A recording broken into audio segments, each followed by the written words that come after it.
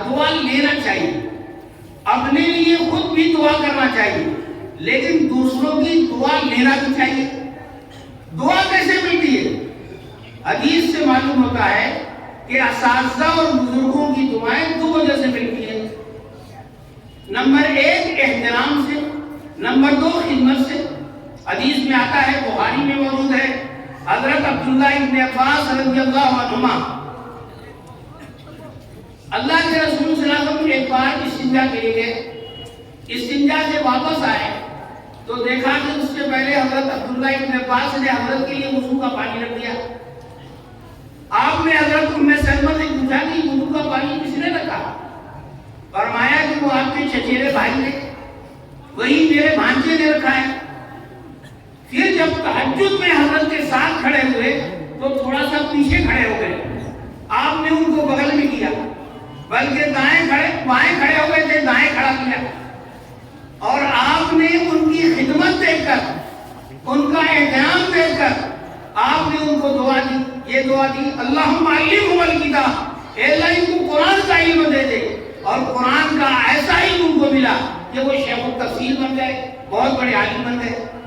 تو میرا سمجھنا ہے عزیز طلبہ کو کہ طے کر کے اٹھے، چاہیے تو یہ تھا کہ ابھی اول سے محنت کر دے، لیکن ابھی وقت ختم نہیں ہوا، ابھی سے طے کر لیں، ایک موضوع میں مہارت اور کمال پیدا کریں گے، نیت کو صحیح کریں گے، بزرگوں کی خدمت کریں گے، اساتذہ کی خدمت کریں گے، ان کی دعائیں لیں گے، انشاءاللہ اگر یہ عمل کریں گے تو دنیا میں چمکیں گے، روشن ہوں گے۔ دوسری بات جو مجھے عرض کرنی ہے کہ اب جل مجدور نے حضرت امیر شریعت ثانی رحمۃ اللہ علیہ کو یہ بڑا فضل فرمایا کہ حدیث میں آتا ہے کہ جب آدمی دنیا سے چلا جاتا ہے تو اس کے عمل کا سلسلہ بند، ثواب کا سلسلہ بند، ختم ہو جاتا ہے۔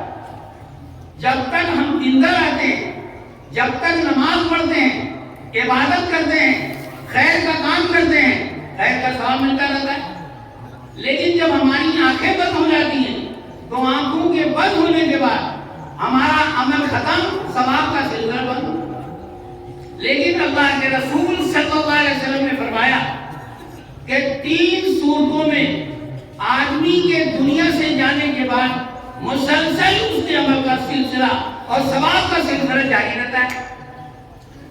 چنانچہ حضرت امیر شریعت کے لیے یہ ہے کہ مدرسے کو قائم کیا، 2006 میں مدرسے کو قائم کیا، فروری 2019 میں تشریف لے گئے۔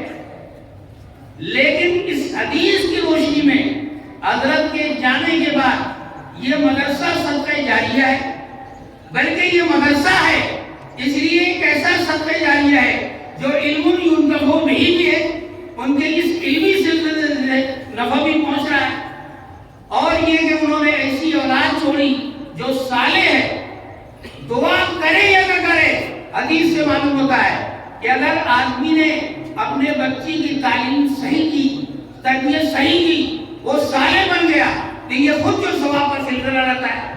دعا تو کوئی نہیں کرے ثواب ملے گا، لڑکا کرے غیر لڑکا کرے اس کا بھی ثواب ملے گا، لیکن لڑکا اگر ہماری محنت سے صالح بن گیا، نیک بن گیا، تو خود ہمارے لیے صدقہ جاریہ رہتا ہے۔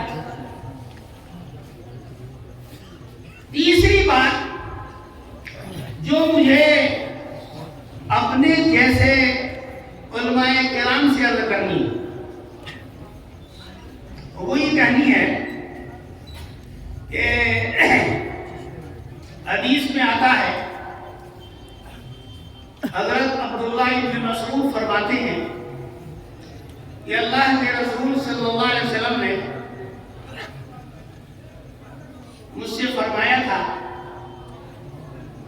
کہ دیکھو 3 چیزوں کا خیال کرو۔ پہلی چیز تو یہ ہے کہ 7 دن میں، حدیث کے الفاظ میں ہے جمعہ کا مطلب یہ ہے کہ 7 دن میں ایک بار۔ یہ اسلامی تعبیر وہ ہفتے والی تعبیر نہیں ہے، اسلامی تعبیر ہفتے والی نہیں ہے، حدیث کی تعبیر جمعہ والی ہے، اسی کو ہم لوگ اردو زبان میں ایک غلط فکر کی وجہ سے ہم لوگ ہفتے کی تعبیر اختیار کرتے ہیں۔ زیادہ سے زیادہ کہیے 7 دن میں، اور اگر اسلامی تعبیر ہو تو جمعہ 7 دن میں اللہ کے رسول صلی اللہ علیہ وسلم نے فرمایا تھا کہ 7 دن میں ایک بار تقریر کرو، زیادہ ضروری ہو تو 7 دن میں 2 بار تقریر کرو، اور زیادہ ضروری ہو تو 7 دن میں 3 تقریر کرو۔ فرمایا کہ بہت زیادہ تقریر مت کرنا۔ حضرت عبداللہ ابن مسعود کوفہ میں جس زمانے میں قیام پذیر تھے، ہر جمعرات کو دین کی بڑی مفید معلوماتی تقریر کرتے تھے۔ لوگوں نے حضرت سے گزارش کی کہ آپ جمعرات تقریر کرتے ہیں، بہت مختصر خطاب کرتے ہیں، آپ لمبی کیجیے، روزانہ کیجیے۔ فرمایا کہ میری بھی خواہش ہے کہ روزانہ کر دوں، لیکن میں ایسا نہیں کر سکتا، کیونکہ محمد رسول اللہ صلی اللہ علیہ وسلم دین کی بات کرنے میں موقع، محل اور لوگوں کے موڈ کا خیال کر کے تقریر کرتے تھے کہ کہیں لوگ اکاہٹ کے ساتھ دین کی بات کرتے ہیں، پوری توجہ کے ساتھ، پورے شوق کے ساتھ، پوری دلچسپی کے ساتھ لوگ بات سنیں۔ دوسری بات یہ ہے کہ فرمایا کہ جب لوگ ادھر ادھر کی باتوں میں مصروف ہوں تو ان کی بات کاٹ کر اپنی بات کرنا اور اپنی بات سنانا، اس کی کوشش مت کرنا، کبھی ایسا نہیں کرنا۔ بعض مرتبہ کچھ ایسے حالات ہوتے ہیں کہ ایک آدمی غلط کوئی کام کر رہا ہے، غلط بات کر رہا ہے، غیبت کر رہا ہے، تو ایسے موقع پر ٹوک دینا اور اس کی بات کاٹ دینا اور اس کو روک دینا ضروری ہے۔ ابھی امام بخاری رحمۃ اللہ علیہ، وہ امام بخاری جن کی بخاری شریف ہے، ہم ان کو امام بخاری کہتے ہیں کیونکہ بخارا میں پیدا ہوئے۔ ان کی کتاب کو بخاری شریف کہتے ہیں کیونکہ امام بخاری نے لکھا ہے، ورنہ امام بخاری نے اپنی کتاب کا نام بڑا لمبا چوڑا رکھا ہے۔ خود امام بخاری کا نام محمد ابن اسماعیل تھا۔ امام بخاری فرماتے ہیں کہ بخاری شریف میں جتنی روایت ہے، ہر روایت پر میں نے عمل کیا۔ ایک بار میرے ذہن میں خیال آیا کہ اللہ کے رسول صلی اللہ علیہ وسلم نے پچنا لگوایا ہے۔ حجامت پچنا ایک چیز ہوتی ہے، فاسد خون نکلوایا جاتا ہے۔ امام بخاری نے کہا کہ میں نے اللہ کی سنت، اللہ کے رسول کی سنت پر عمل نہیں کیا۔ انہوں نے ڈھونڈ کر پچنا لگانے والے کو ڈھونڈا اور ان سے پچنا لگوایا، کہا کہ یہ اللہ کے رسول صلی اللہ علیہ وسلم کی سنت ہے، اب تک عمل نہیں کیا، عمل کر کے رہوں۔ حضرت نے محمد رسول اللہ صلی اللہ علیہ وسلم نے پچنا لگانے والے ابو طیبہ کو 1 دینار دیا تھا۔ آپ صلی اللہ علیہ وسلم نے 1 دینار دیا اس کو۔ امام بخاری نے اپنے پچنا لگانے والے کو 1 دینار کے بقدر پیسہ دیا۔ 1 دینار سمجھ لیجیے تقریباً یعنی 33 کو 90 میں ضرب دے دیجیے، جو حاصل آئے گا اتنی قیمت ہوگی، تقریباً 2500 کے قریب۔ 2500 دیا اللہ کے رسول صلی اللہ علیہ وسلم نے، اکرامیہ کے طور پر اس کو 2500 روپیہ دے دیا، آپ نے بھی دیا، امام بخاری نے دیا۔ امام بخاری فرماتے ہیں جب سے میں نے جان لیا کہ اللہ کے رسول صلی اللہ علیہ وسلم نے غیبت کو حرام کیا ہے، اس بات کو جاننے کے بعد کبھی بھی میں نے غیبت نہیں، کبھی غیبت نہیں۔ تو بہرحال یہ کہ میں وہ حدیث سنا رہا تھا، حضرت عبداللہ ابن مسعود فرماتے ہیں کہ حضرت نے تیسری بات فرمائی کہ جب دعا کیا جائے تو تکلف کر کے، محنت کر کے، کوشش کر کے ہم جو ہے مکفّہ مسجع عبادت نہ بولیں، بلا تکلف جو زبان سے دعا کے کلمات نکلیں انہی کلمات کو ادا کریں۔ بلکہ میں ایک بات کہا کرتا ہوں، بہت عام بات کرتا ہوں، بعض مرتبہ دعا پڑھی جاتی ہے اور بعض مرتبہ دعا کی جاتی ہے۔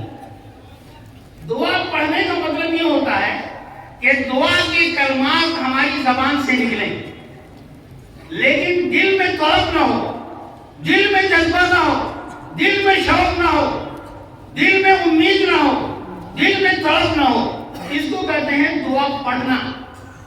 اور ایک ہوتا ہے دعا کرنا۔ دعا کرنے کا مطلب ہوتا ہے پوری طلب کے ساتھ مانگی جائے۔ اس کے لیے میں ایک واقعہ بیان کرتا ہوں۔ واقعہ یہ ہے کہ اسلامی تاریخ میں ایک صاحب گزرے ہیں، حجاج بن یوسف ثقفی، بڑے ظالم تھے، انہوں نے اچھے کام نہیں کیے ہیں۔ یہ مسجد میں دری بچھانے کا کام اس نے کیا ہے، پوری دنیا میں اسلام کی دعوت پہنچانے کی محنت بھی کی ہے اس نے، اور بھی بہت سارے اچھے کام کیے ہیں، لیکن ظلم و ستم بہت کیا اس نے۔ ایک بار حجاج جو ہے، یعنی لاکھوں اچھے آدمی کو شہید کر دیا، ان کی آخری شہید صحیح حضرت سعید بن جبیر ہیں۔ ایک بار جو حجاج جو ہے طواف کی جگہ پر پہنچا، دیکھا کہ ایک اندھا نابینا آدمی طواف شروع کر رہا ہے اور اس کی زبان سے نکل گیا، اے اللہ ہم اندھے ہیں، ہماری آنکھوں میں روشنی نہیں ہے، اے اللہ تو ہر چیز پر قادر ہے، اے اللہ میرے آنکھوں کی روشنی واپس کر دے۔ تو حجاج نے اس کا کالر پکڑ لیا، کہا کہ کیا مانگ رہے ہو؟ کہا کہ وہی مانگ رہا ہوں جو آپ نے سن لیا۔ تو حجاج نے کہا کہ طواف کے 7 پھیرے میں تمہاری بینائی لوٹ جانا چاہیے، اگر 7 پھیرے میں تمہاری بینائی نہیں لوٹی تو قتل کر دوں گا، چھوڑوں گا نہیں۔ اب اس آدمی نے کہا اس نے تو کہہ دیا کہ 7 پھیرے میں بینائی لوٹ جانا چاہیے اور اس نے دھمکی دے دی ہے تو کر ہی لے گا۔ اب اگر 7 پھیرے میں میری بینائی نہیں لوٹی تو میں تو زندہ نہیں بچوں گا۔ اب اس نے کتنی طرف کے ساتھ دعا مانگی ہوگی، اب وہ کہنے گا اے اللہ میں اب زندگی کی بھیک مانگتا ہوں، اے اللہ اگر میری بینائی نہیں ہوگی تو زندگی بھی نہیں بچے گی، اے اللہ تو ہر چیز پر قادر ہے، میری زندگی بچانے کے لیے میرے آنکھوں کی روشنی لوٹا دی۔ 7 پھیرا ہوتے ہوتے اللہ نے اس کی بینائی لوٹا دی۔ اللہ ہر چیز پر قادر ہے، اللہ ہر چیز پر قادر ہے۔ یہ امام بخاری جن کی کتاب ہے، بچپن میں کسی بیماری کی وجہ سے ان کی بینائی چلی گئی تھی، ان کی والدہ کثرت کے ساتھ دعا کرتی تھی کہ اللہ میرے بیٹے کی بینائی لوٹا دیجیے۔ کسی رونے کی وجہ سے دعا کے نتیجے میں ایک رات ان کی والدہ نے خواب دیکھا کہ حضرت ابراہیم علیہ السلام خواب میں آئے، کہنے لگے کہ تمہارے رونے کی وجہ سے، تمہارے طلب کی وجہ سے، تمہارے طلب کے ساتھ دعا کے نتیجے میں اللہ نے تمہاری بینائی، تمہارے بیٹے کی بینائی لوٹا دیا۔ صبح اٹھی تو دیکھا کہ امام بخاری بینا تھے، آنکھوں میں روشنی لوٹ آئی، اور ایسی روشنی لوٹی کہ چاندنی رات میں بیٹھ کر کتاب لکھی جو ہم لوگ نہیں لکھ سکتے، لیکن انہوں نے لکھ کے دکھا دیا۔ میرے محترم بزرگوں دوستو، یہ بڑی ضروری ہے۔ یہ بات میں عرض کر رہا تھا کہ ایک بڑے عالم گزرے ہیں، حضرت ابراہیم ابن یزید ابن شریف تیمی رحمۃ اللہ علیہ، بہت بڑے عالم ہیں، 40 سال کی عمر پائی، 40 سال کی عمر پائی حضرت ابراہیم ابن یزید ابن شریف تیمی۔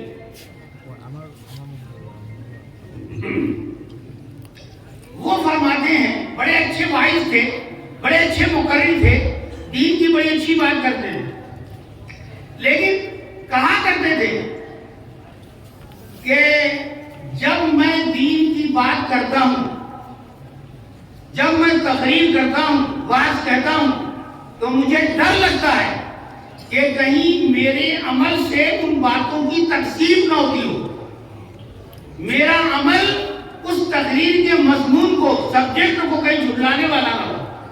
اصل میں بات یہ ہے کہ جیسے مثال کے طور پر میں ایک بات کہوں، میں کہوں کہ مچھلی کھانے کے بعد دودھ کے استعمال سے نقصان ہوتا ہے، لوگوں کو کبھی مچھلی کھا کر دودھ مت پینا، یہ جملہ میں کہوں اور اس جملے کے کہنے کے بعد سب کے سامنے بیٹھ کر میں مچھلی کھاؤں اور دودھ استعمال کروں، تو لوگ کہیں گے کہ انہوں نے جو بات کہی ہے اس بات پر ان کو یقین نہیں ہے۔ یہی بات حضرت ابراہیم فرما رہے تھے کہ مجھے ڈر لگتا ہے کہ کہیں ایسا نہ ہو کہ میرا اخلاق اور میرا عمل میرے تقریر کے مضمون کے مطابق نہ ہو، اور میرا اخلاق اور میری باتیں میرے تقریر کے مضمون کو جھٹلانے والی ہوں۔ لیکن یہ کتنے بڑے عالم تھے، کتنے اچھے عمل کرنے والے تھے. انہی کے معاصر ہیں، انہی کے ہم نام ہیں حضرت ابراہیم نخعی، ابراہیم ابن یزید ابن قیس نخعی رحمۃ اللہ علیہ. ابراہیم ابن یزید ابن شریف تیمی رحمۃ اللہ علیہ یہ تھوڑا سا یعنی سیدھے سادے آدمی تھے، حکومت وقت پر کوئی تبصرہ نہیں کرتے تھے. ابراہیم نخعی سیاسی موضوعات پر بھی زبان کھولتے تھے، حکومت کی نگاہ میں کھٹکتے تھے. وہ ایک بار ابراہیم نخعی کو حکومت نے گرفتار کر کے پھانسی دینا چاہا، قتل کرنا چاہا، مار ڈالنا چاہا. اس زمانے میں فوٹو ہوتا نہیں تھا، اتفاق سے دونوں بزرگ ایک ہی محلے میں رہتے تھے.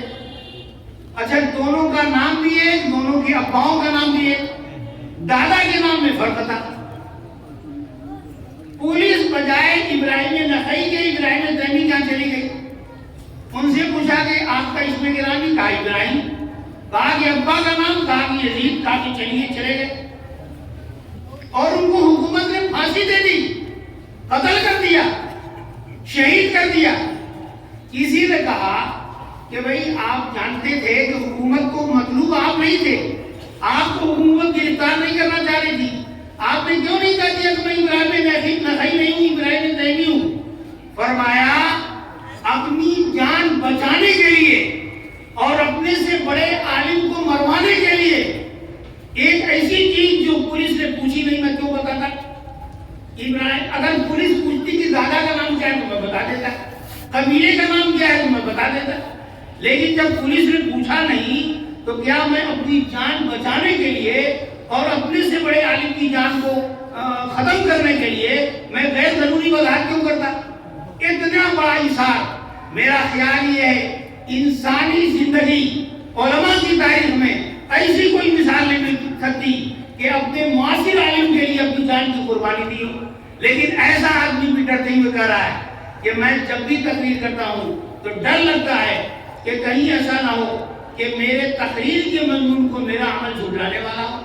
اس لیے ہم سب کو نیت بھی درست کرنا چاہیے اور پوری کوشش کرنا چاہیے کہ اپنے تقریر کے مقتضا پر ہم خود عمل کرنے والے ہو جائیں. عمل کرنے سے بات کی تاثیر بڑھتی ہے، تقریر میں طاقت پیدا ہوتی ہے.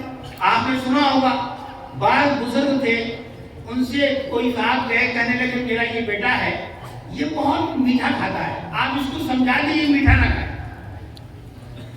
انہوں نے کہا کہ اچھا لے جاؤ، ایک ہفتے کے بعد آنا. ایک ہفتے کے بعد جب وہ لڑکے کو لے کے آئے تو بزرگ نے بیٹے سے کہا بیٹا میٹھا مت کھاؤ نقصان ہوگا. اتنا کہا وہ چلا گیا. باپ نے کہا کہ حضرت یہ بات اگر کہنی تھی ایک ہفتہ پہلے کہتے تھے. کہا کہ حضرت میں نہیں کہہ سکتا تھا کیونکہ میٹھا نہیں کھاتا تھا. ایک ہفتے تک میں نے میٹھا چھوڑا تاکہ میری بات میں تاثیر پیدا ہو. یہ بات ہے کہ جب ہم تقریر کے مضمون پر یقین رکھتے ہیں تو ہم کو عمل کرنا چاہیے. تیسری بات ہم کو عام لوگوں سے کرنی ہے، آخری بات ہے، بات زیادہ ہو گئی. وہ تیسری بات وہ یہ ہے، حدیث سے معلوم ہوتا ہے کہ ہر والد والدہ پر اس کے بچوں کے تعلق سے تین ذمہ داری ہے. تین ذمہ داری حدیث سے معلوم ہوتا ہے کہ والدین پر بچوں کے تعلق سے ان تین ذمہ داریوں کو ادا کرنا ہے. نمبر ایک ذمہ داری کیا ہے؟ بچہ جب پیدا ہو اگر عقیقہ کرنا ہو تو 7ویں دن، عقیقہ نہیں کرنا ہے تو پہلے دن کسی دن بھی نام اس کا رکھا جائے، اچھا نام رکھا جائے. حدیث سے معلوم ہوتا ہے. ایک زمانے میں اس میں شعور نہیں تھا. بچہ جمعے کو پیدا ہوا جمعن نام رکھ دیا، جمعرات کو پیدا ہوا جمعراتی نام رکھ دیا، شب برات کے دن پیدا ہوا شبراتی نام رکھ دیا، رمضان کے مہینے میں پیدا ہوا رمضانی رکھ دیا. ایک زمانہ تھا کہ بچے جب پیدا ہوتے وضو کرتے، لوگ قرآن کھولتے، اس سے پہلے آنکھ بند کرتے اور انگلی جو رکھتے جس حرف پر انگلی پڑ گئی وہی نام رکھتے. بچپن میں ہمارے ہاں ایک صاحب تھے، ان کا نام تھا حل ینظرون. قرآن میں حل ینظرون ہے. ایک صاحب کا نام تھا ففروا الی اللہ. ایک صاحب کا نام ففروا الی اللہ. ابھی چند دن پہلے تک میں نے دیکھا کہ بہت ساری لڑکیوں کا نام منتشا ہے. قرآن میں ہے تعز منتشا وتذل منتشا، یہی نام ہے. حدیث میں اس کی وضاحت ہے، نام اچھا رکھنے کی ہدایت ہے. ایک بہت مشہور و معروف تابعی ہیں حضرت سعید بن مسیب. یہ ایک صحابی کے لڑکے ہیں، ایک صحابی کے پوتے ہیں اور حضرت ابو ہریرہ کے داماد ہیں. وہ بیان کرتے ہیں کہ میرے دادا حضور کا نام تھا حسن النام. حسن کہتے ہیں سخت زمین کو، غیر برابر زمین کو. اللہ کے رسول صلی اللہ علیہ وسلم نے ان سے کہا کہ بھئی حسن النام ہٹا لو، سہل نام رکھ لو، ملائم زمین، ہموار زمین، یہ نام رکھ لو. انہوں نے کہا کہ حضرت ابھی یہ نارسی آنے والی ہے، نام بدلنے کی پریشانی ہوگی اور وغیرہ وغیرہ کچھ معذرت بھی ہوگی. حضرت نے چھوڑ دیا، کہا اچھا ٹھیک ہے جانے دو. حضرت سعید بن مسیب کہتے ہیں کاش میرے دادا نے حضرت کا مشورہ مان لیا ہوتا تو ہمارے خاندان کے مزاج میں جو سختی ہے، حضرت کے معنی سختی کہتے ہیں، تو ہمارے خاندان کے مزاج میں جو سختی ہے وہ سختی نہ ہوتی، خاندان کے مزاج میں سختی کے لیے. یہ لطیفہ تو آپ لوگوں نے سنا ہوگا کہ امام ابو حنیفہ رحمۃ اللہ علیہ کا ایک پڑوسی بڑا قالی شیعہ تھا. اس نے 2 گدھے خریدے. ایک کا نام العیاذ باللہ حضرت ابو بکر رکھا اور ایک کا نام العیاذ باللہ حضرت عمر رکھا. چند دنوں کے بعد ایک گدھے نے ایسی لات ماری کہ وہ مر گیا. امام ابو حنیفہ نے کہا کہ تحقیق کرو، اسی گدھے نے مارا ہوگا جس کا نام العیاذ باللہ عمر ہوگا، اس نے بھی مارا ہوگا جس کا نام ابو بکر ہوگا. اب واقعی تحقیق کی تو بھائی اسی نے مارا تھا جس کا نام حضرت عمر تھا. تو یہ نام کے اثرات پڑتے ہیں. حدیث سے معلوم ہوتا ہے والدین کی ذمہ داری ہے کہ اپنے بچے کا صحیح نام رکھیں. یہ آج کل موبائل ہے اور جو نیٹ ہے اس کے بے شمار نقصانات ہیں، لیکن تھوڑا سا کچھ دینی اور علمی کچھ شعور بیدار ہوا ہے. لوگ جب موبائل سے اچھا نام چن لیتے ہیں اور بعد مرتبہ اچھا نام رکھنے لگتے ہیں. دوسری چیز جو ہے بیان کی تعلیم و تربیت. تعلیم و تربیت کا مطلب کیا ہے؟ تعلیم و تربیت کا مطلب ایمان سکھانا، عقیدہ سکھانا، مومن بنانا، ایمان والے اعمال سکھانا. مومن بن کر کے بچہ زندگی گزارے اس کو سکھانا. ذہن میں رہے کہ جو چیزیں فرض ہیں ان کے موٹے موٹے مسئلے کو سیکھنا فرض ہے. اگر نماز فرض ہے تو یہ جاننا فرض ہوگا کہ نماز سے پہلے وضو فرض ہے، اور جب وضو فرض ہے تو یہ جاننا فرض ہوگا کہ حنفی مسلک والوں کے لیے وضو میں 4 فرض ہے، 4 چیزیں سیکھنا ضروری ہو. تو یہ جو موٹے موٹے علم ہیں ان کو سکھانا یہ والدین کی ذمہ داری ہے. اپنے بچے کو ایمان سکھائیں، عقیدہ سکھائیں، اعمال سکھائیں، مومن بن کر کے زندگی گزارنے کا طریقہ سکھائیں. عالم بننا ضروری نہیں، عالم بنانا ضروری نہیں، محدث بنانا ضروری نہیں، وغیرہ وغیرہ. یہ محدث بننا، عالم بننا تو فرض کفایہ ہے. مومن بننا اور ایمانی اوصاف سکھانا یہ فرض ہے. تو فرض عین علم کو سکھانا ضروری ہے. یہ دوسری ذمہ داری ہے. اور تیسری ذمہ داری یہ ہے جو حدیث سے معلوم ہوتا ہے کہ تیسری ذمہ داری یہ ہے کہ جب بچہ بالغ ہو جائے، شادی کی عمر کو پہنچ جائے، بعض روایتوں میں ہے کہ اس کا جوڑ کا رشتہ مل جائے تو پھر تاخیر نہیں ہونا چاہیے. اگر بچی یا بچی کا قدم پھسلتا ہے تو بچہ اگر گناہگار ہے تو والدین بھی قصوروار ہوں گے کیونکہ وہ سبب بنے. اللہ کے رسول صلی اللہ علیہ وسلم نے فرمایا 3 چیزوں میں تاخیر کی گنجائش نہیں. نمبر 1، جنازہ جب تیار ہو کے آ جائے تاخیر نہیں. نماز کا جب وقت مستحب ہو جائے تاخیر نہیں. اور جب لڑکی اور لڑکے کا مناسب رشتے کا وقت آ جائے، مناسب رشتہ مل جائے، پھر اس کے بعد تاخیر کرنے کی گنجائش نہیں. یہ مختصر گزارشات تھی اور مجھے جو وقت دیا گیا تھا 45 منٹ کا وہ تقریباً پورا ہو رہا ہے. تو اس لیے یہ مختصر گزارشات پر میں بات ختم کرتا ہوں. اللہ رب العزت ہم کو بھی اور سب کو عمل کی توفیق عطا فرمائے، ہمارے ساتھ خیر کا معاملہ فرمائے. وآخر دعوانا الحمدللہ رب العالمین.